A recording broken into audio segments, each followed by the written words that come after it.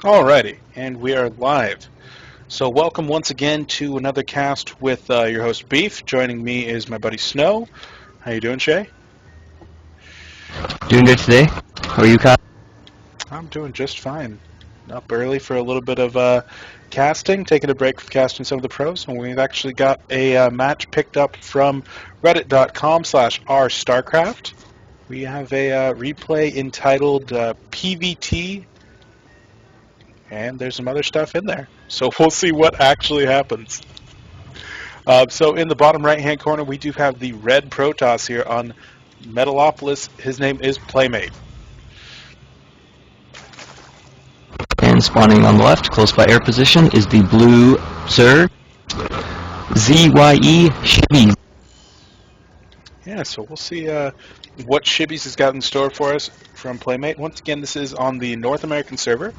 This is a Masters level game. So hopefully going to be seeing some pretty good play out of both these players. I myself am a high diamond / low Masters Zerg. So this is about the level that I'd play at, I'd say. And Shay's actually a Grandmaster's Terran. So That is a spurious claim. But we do see the barracks going down now by the red Terran. And also, when he went gas at 12, which is usually a tad earlier than what happens here in ZVT, so yeah, with that 12, just he's really going heavy gas here. with that 12 gas, I'd be expecting something like some kind of a gas heavy play. So whether that's going to be something like a Reaper expand or Banshee play, we'll wait and see. The pool did go down at 14 for the Zerg, just going to be going into a safe expansion opening. The hatchery being dropped on 17 along with gas at the same time. Pretty standard opening right now. We do see the Yeah, see they're factoring something. We'll probably see a reactor drop right now, too. yeah, I would expect as soon as that hits 50 gas, he's going to be dropping the reactor. And you're completely right. See, like, I don't know the reactor fast expansion build perfectly, but now I do. So if you drop gas at 12, that's a reactor fast expansion. See, Shay? Learning things already. But there's two ways to do that build. There's the 17 gas, and then there's the sort of 12 gas, which he did. The trade-off is it's a little bit faster to go at 12, but you will have a weaker long-term economy. Oh, you actually sound like a fucking Grandmaster's Terran. I learned that recently. I usually myself do the 17 gas. Very nice. All right, we do actually see a Roach Warren coming out of our Zerg player extremely early. You typically don't really see that. I mean, if you take a look at the Zerg's vision, all he's seen is that there was a gas down relatively early. His Zergling's poking in right now, just as the first Hellions come out. He's going to spot the bunker, know that it's going to be pretty impervious to any kind of harassment. But I really do have to wonder why this Zerg has gone such early roaches. You have any thoughts there? I mean, it could be just as a real preemptive for the Hellion harass. So typical in this sort of matchup. Yeah, I mean, and it's sort of anticipated as well here by the Red Terran, who now has his first Marauder out and is getting concussive shells. So yeah, definitely. The Marauder is going to be very effective against the Roaches, and I would expect that those Roaches were really to try to deny some of the map control that would be coming out from those Hellions, but with Roaches being so slow off of creep, he's not really going to be able to actually maintain any map control. So his economy's pretty weak as a result of getting those Roaches out really, really early. And I think the Terran's in a pretty decent one-base position right now, pretty secure with that bunker, dropping his starport right now, the tech lab being put onto the barracks. So we'll see, it looks like the factory's being lifted, so there's a second barracks being built in the reactor. Do you have any clue what's going on? yeah, so this actually, yeah, I mean, this is going to be a draw play. I mean, you see they're building the medevac now. Yeah, I mean, there's going to be a There's medevac. a little of a psych out. Yeah, I mean, he might have dropped the tech lab on the barracks, obviously to get the Marauders from, but also if he was scouted, it might look like a Banshee move when it's actually a transition into medevac drop. yeah, I mean, if I had seen that starport there, I probably would have thought Banshee. But Yeah, which makes sense with the Hellions out, and since the Zerg hasn't seen any Marauders yet. you know what? Right there, he built one medevac, and now he's going Banshee. This is some really odd play coming out of our Terran. Really going to be throwing the Zerg off. He's not going to know what to think. I mean, I'm watching this as it's happening as a Zerg player, and I don't know what to think. And behind all of it, it's expanding. Really weird. And he's dropping a tech lab on his factory as well. I mean, there's 3 tech labs sitting in that base. 2 of them are idle, including the production buildings. Definitely. I think the Terran has actually made way too many production buildings. Because he's just now finishing his second gas. Yeah, so it's a little bit of a tough gas build right now. His one base economy is just not able to sustain something like 3 racks, a factory, and a tech lab on the starport. You can see that he hasn't built anything out of that tech lab on the starport. He just doesn't have the gas for it. The SCV transfer is going to be making its way down into the new expansions as he drops a 3rd command center at the same time. Yeah, we have Stim going down now as well too, and that Overlord just getting a little scout looking at the mineral. Yeah. Obviously, whether he's clicking those refineries or not, and realizing just how early or how late that second gas is. Yeah, the Zerg actually does get in, and he sees absolutely everything in the base, including the starport with the tech lab. This drop play with the Hellions is still going on. That's been going on for about 2 to 3 minutes off and on. Overall, he's only killed 4 workers with it, so nothing too much coming out of that. Engine screaming. First Banshee is coming into play. However, there's already a Sport Crawler in the main and a Sport Crawler in the natural. With the Queens, the Banshee really shouldn't be able to do too much damage. But if the drop play comes in at the same time, as it looks to be, this actually could do quite a bit of damage. And mind you, that Sport in the main is not in the best position for protecting the mineral line. Definitely. And like you said, here comes the Banshee right into the middle of the line. Queen's a little bit slow to react. It's almost not reacting right there. And one Banshee will take out one Queen. So that Queen's going to be in a... If you notice how he's done damage to about 6 different drones. Now, had he focused his attack, he would have had 3 drones killed instead of 6 drones at half-life. Yep, I completely agree. He was not shift-clicking properly there.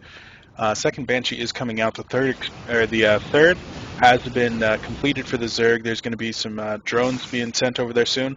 But at the same time, that Hellion drop, still with all 4 Hellions, is going to be coming over there. Oh, one of the Hellions almost taken out. Nice micro. Oh, great micro to save that.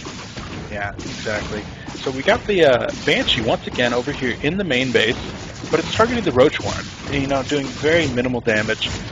And the Queens are going to pick that up. And it's really taking a lot of damage. Yeah, Overseer there just in case that thing was to have a cloak, but it's just not happening. Meanwhile, back in the Terran base, working off of a strong 2-base economy versus a 2-base economy of the Zerg. He does have a 3rd, for the Zerg does at least, but there's no harvesters there. So not really reaping the benefits of it yet. A little bit of a Maynard going on. A bit of a couple tanks here with Siege now moving out with Marines and a couple Marauders. Yeah, the creep spread's actually pretty decent from our Zerg, but it's not spread quite in the right direction. You'd like to see that going a little bit more towards the Terran so that he's not going to be able to siege up right there. But at this point, the tanks are going to be able to siege, and they're actually going to be able to shoot into the base with vision from something like a medevac. The 3rd orbital command has been dropped onto the natural 3rd here. And SCVs are starting to be moved over there as well as mules being dropped. And we do actually see some scans going down to kill 2 Richard. We see drop coming out of our Zerg player, researching both Overlord speed and Overlord drop. At the same time as Banelings, and I think we might be seeing some Bane rain. Bane rain, which we certainly saw for the last night as well. We did, yeah. Demaga against Hasuov in NASL Season 3.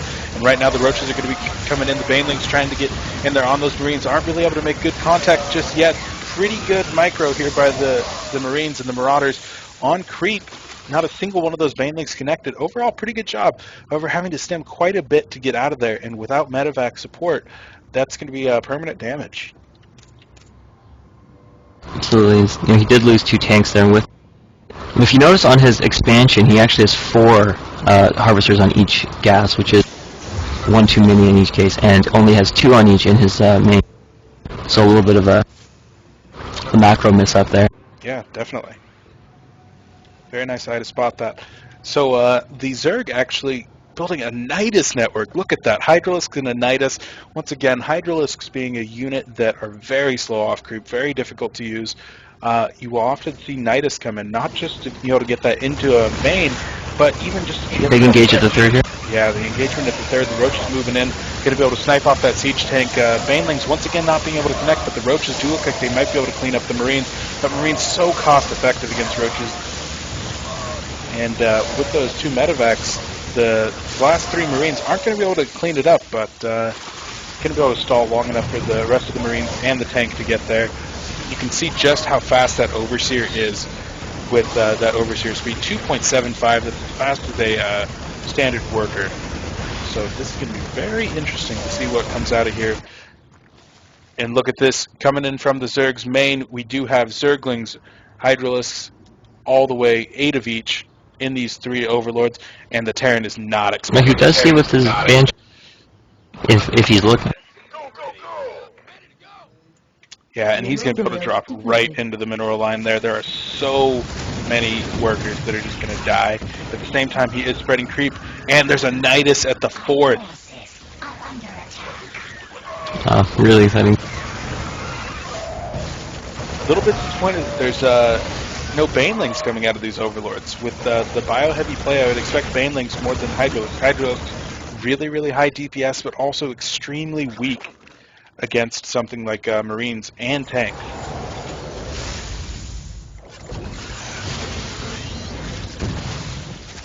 It really is something to say about how clever it is to actually get Hydras in this sort of playstyle against Terran, because you do have the range, so the lift-off is not even as effective as it would be if you were just pumping Roaches or Zerglings to that tunnel.